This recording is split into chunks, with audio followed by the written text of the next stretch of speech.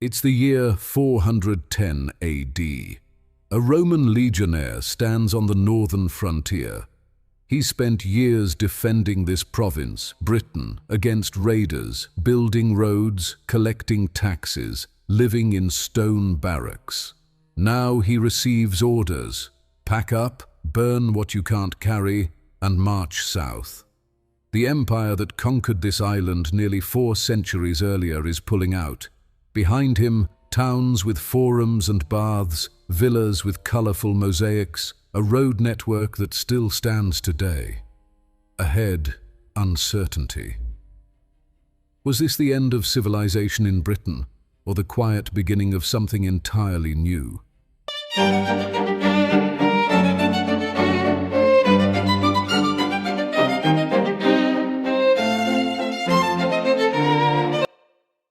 For almost 400 years, Britain had been Roman.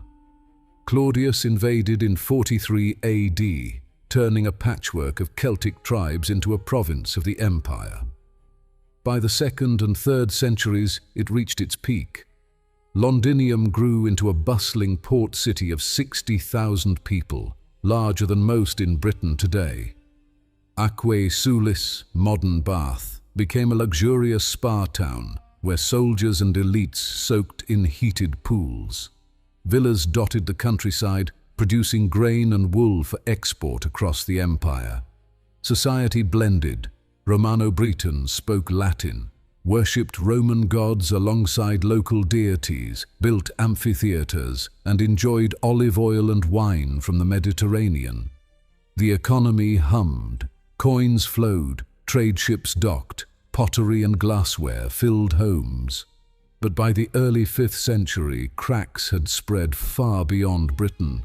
The empire was overstretched, broke, and under constant pressure from barbarian groups pushing across the Rhine and Danube. In Britain, raids from Picts in the north, Scots from Ireland, and Saxons from the continent grew bolder. Troops were withdrawn to defend the heart of the empire. In 410 AD, Emperor Honorius sent a famous letter to the British cities: "Defend yourselves. Rome was gone." What happened next wasn't instant collapse. It was a slow, uneven transformation. Economic decline, political fragmentation, cultural shifts, new migrations. Out of that chaos emerged the foundations of Anglo-Saxon England. Today we'll walk through the withdrawal, the immediate aftermath, the arrivals of new peoples, the cultural changes, and what it all means. This isn't the story of a dark age. It's the story of a province that had to reinvent itself. Let's begin with why Rome left and how the process unfolded. By the late 4th century, Rome's empire was bleeding on every front. Barbarian groups, Goths, Vandals, Alans, crossed the frozen Rhine in 406 AD, flooding into Gaul and threatening the empire's western heartlands.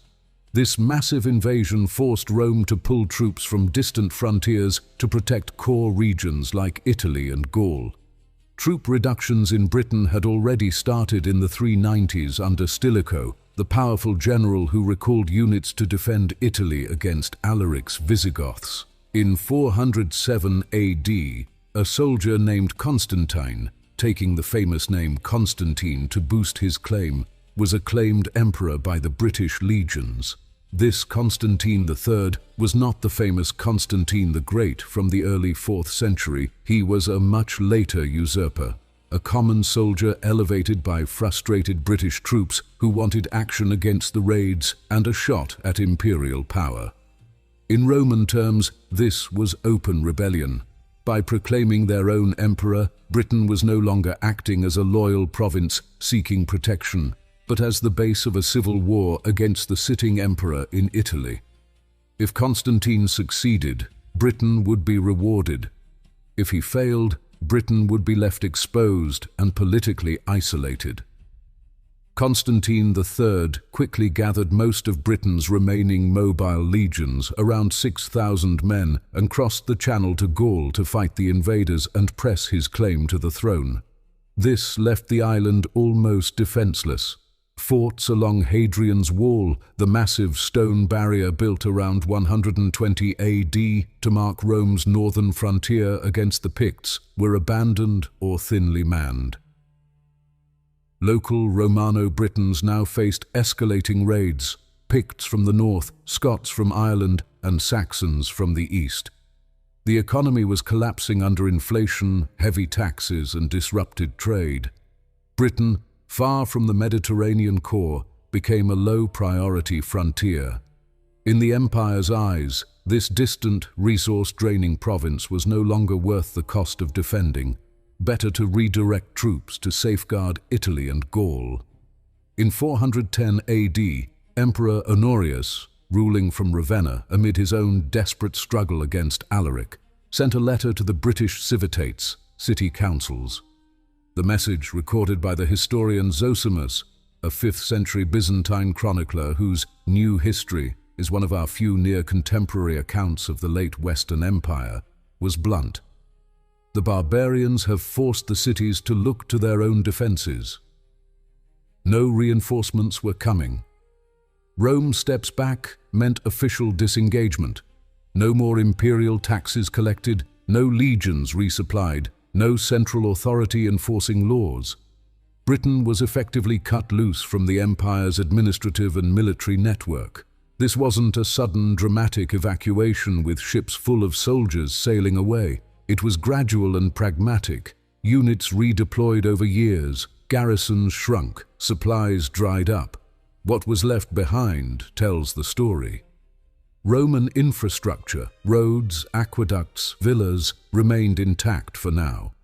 Christianity, introduced in the late 3rd century and boosted by Emperor Constantine the Great's conversion in 312 AD, had taken root in towns like Londinium through bishops and churches.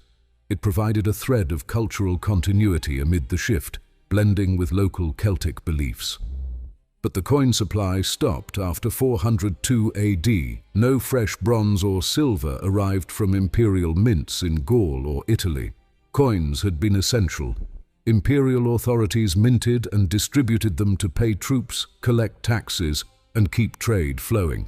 Without new supply, the monetary economy that held cities together began to unravel. Historians debate whether to call this a withdrawal or abandonment. Withdrawal suggests an orderly retreat. Abandonment implies Rome simply gave up on a distant, expensive province. Zosimus's account emphasizes Rome's desperation, prioritizing survival elsewhere. With Rome's support severed, the province was compelled to adapt and forge a new path, paving the way for profound economic, political, and cultural reinvention. With the legions gone and imperial support severed, Britain entered what historians call the sub-Roman era, roughly 410 to 500 AD. The coin supply had already dried up. No new bronze or silver pieces arrived from imperial mints after 402 AD. Coins had been the bloodstream of Roman urban life. They paid soldiers, collected taxes, and kept long-distance trade flowing. Without them, the connected economy unraveled fast. Imported luxuries vanished almost overnight. Olive oil, wine, fine red slip pottery, and glassware from the Mediterranean stopped appearing in British sites. Cities shrank dramatically. Londinium, once a bustling port of perhaps 60,000 people, dropped to a few thousand at most. Verulamium, St Albans, and Caleva, Silchester, saw forums fill with rubbish, streets turn to dirt tracks, and large public buildings fall into disuse or partial abandonment. Large villa estates, once centers of wealth and production, fragmented or were left behind. Some owners tried to hold on, but most broke into smaller holdings or were simply deserted.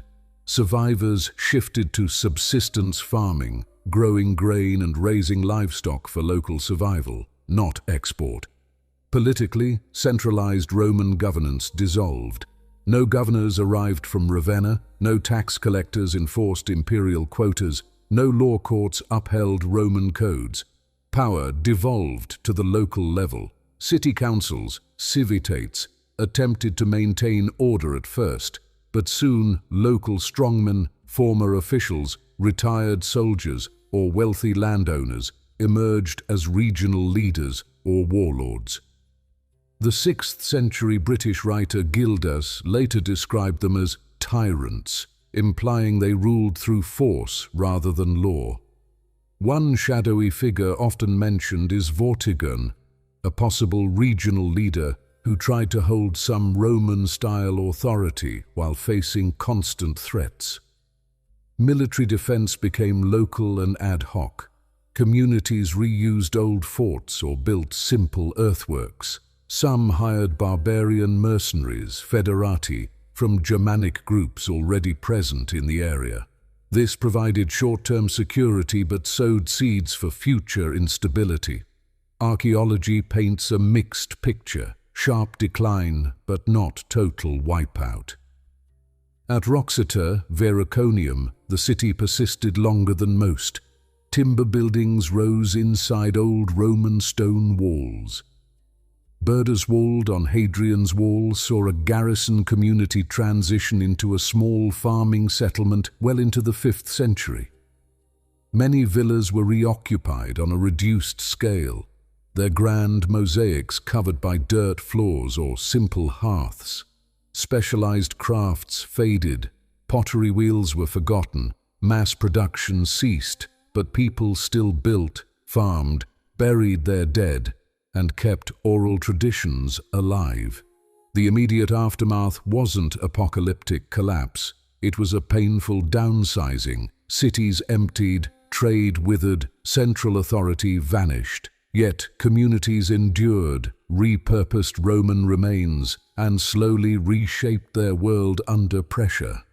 That vulnerability, however, opened the door to new arrivals who would change Britain forever.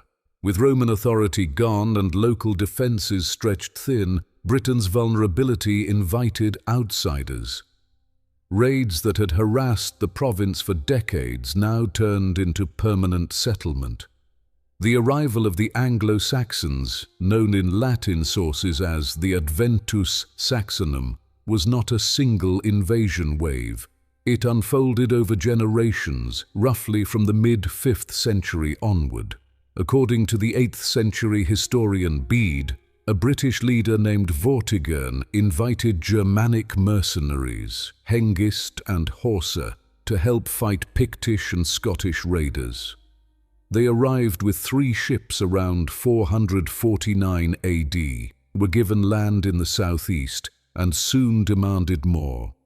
Whether this invitation story is literal or legend, archaeology confirms Germanic settlers from northern Germany, Denmark and the Netherlands began establishing permanent communities along the east and south coasts.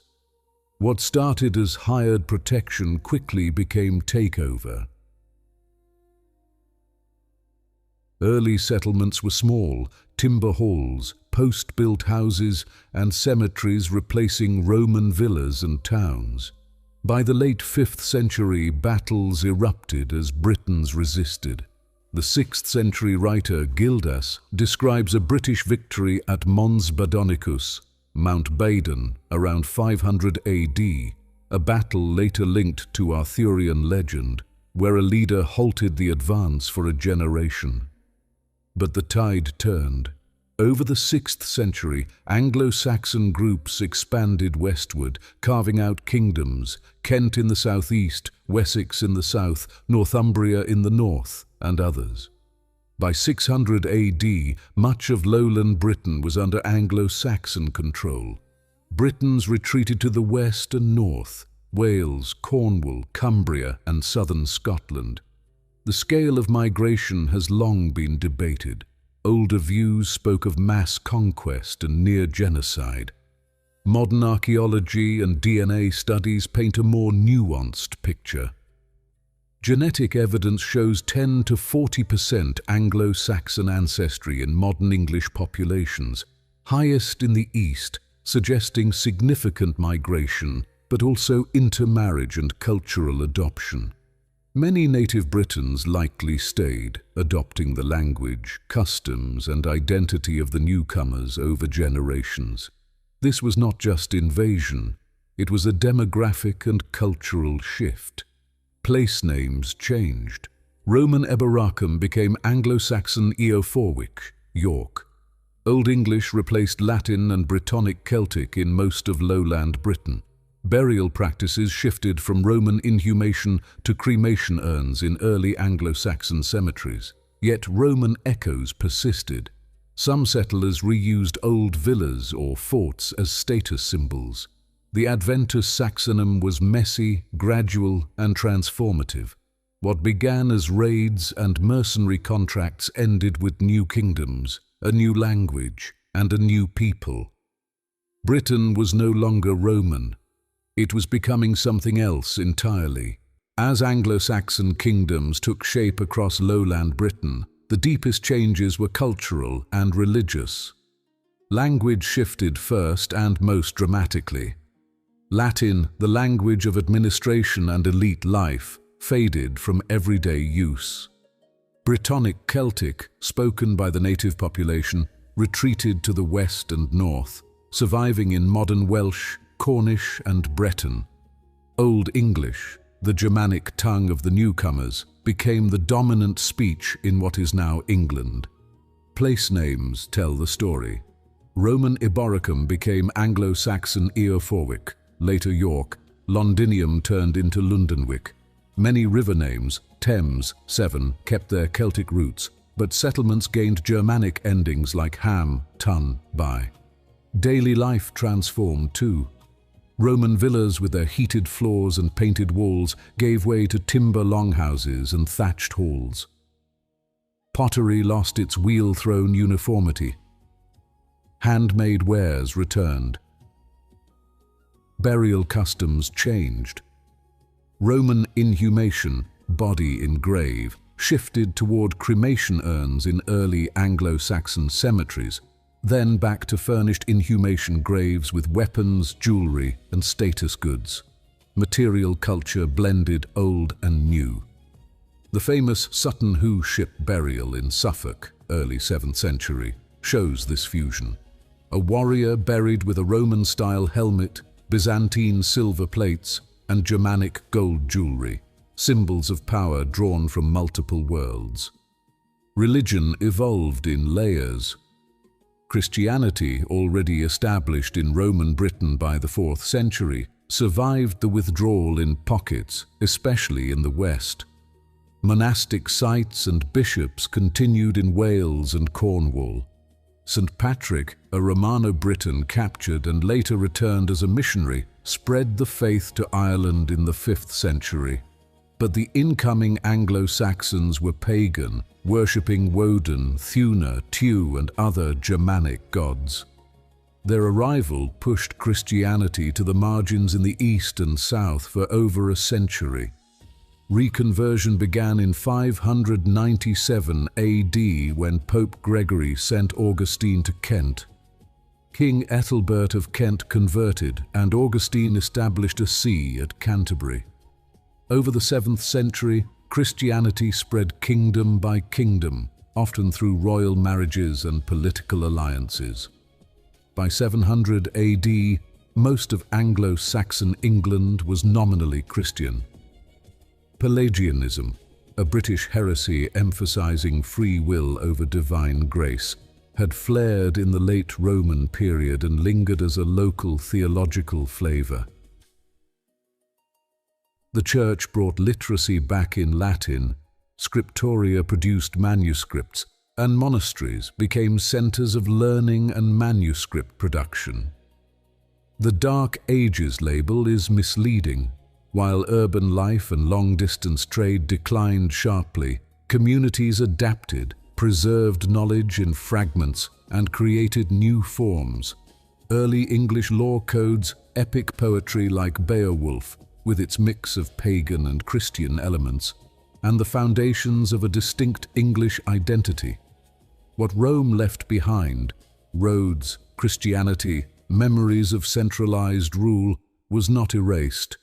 It was absorbed, reshaped, and carried forward into a new era. Britain had not fallen into silence. It had begun to speak in a different voice. The Anglo-Saxon kingdoms that rose from Britain's post-Roman fragmentation eventually became the foundation of medieval England. By the 7th century, the patchwork of territories — Kent, Sussex, Wessex, Essex, East Anglia, Mercia, Northumbria, and smaller ones — formed what later writers called the Heptarchy. These were not modern states. Boundaries shifted through war, marriage, and conquest. Kings ruled through personal loyalty, tribute, and warrior retinues rather than fixed bureaucracy. Over time, one kingdom often dominated: Northumbria in the north, Mercia in the Midlands, then Wessex in the south. The Viking invasions from the late 8th century tested them all. Raids turned to conquest. The great heathen army overran much of England in the 860s to 870s. But Wessex held out under Alfred the Great, reigned 871 to 899. Alfred defeated the Vikings at Edington, 878, negotiated the Danelaw partition, rebuilt defences, burhs, reformed law and education, and promoted a shared English identity, calling his people Angel-sin, English kin. His successors reconquered the Danelaw, creating a unified kingdom of England by the mid-10th century under Aethelstan. This unification had deep Roman roots. Alfred drew on Roman law codes, used Roman roads for defense, and preserved Latin learning in monasteries. The long-term legacy is clear. Britain did not simply fall into darkness after Rome left. It underwent a profound reinvention. Roman infrastructure was repurposed, Christianity adapted and spread, Germanic culture blended with native traditions, and a new English identity emerged. Compared to Gaul, which evolved into France through Frankish rule and Roman continuity, or Italy, where Roman institutions lingered longer, Britain's path was more disruptive, more migration, sharper cultural shift. But it produced a distinct, resilient society. Modern parallels are striking: imperial overreach, economic strain, migration pressures, and the question of how societies adapt when central authority fades. Rome's exit from Britain was not an ending. It was a pivot, a province forced to become something new. And from that transformation came the roots of England, its language, its laws, and much of its identity today. If you liked this video, be sure to check out more from historical absurdities, including Did Caesar Stop Proto-Communism? What happened to Santa Anna after the Alamo? And plenty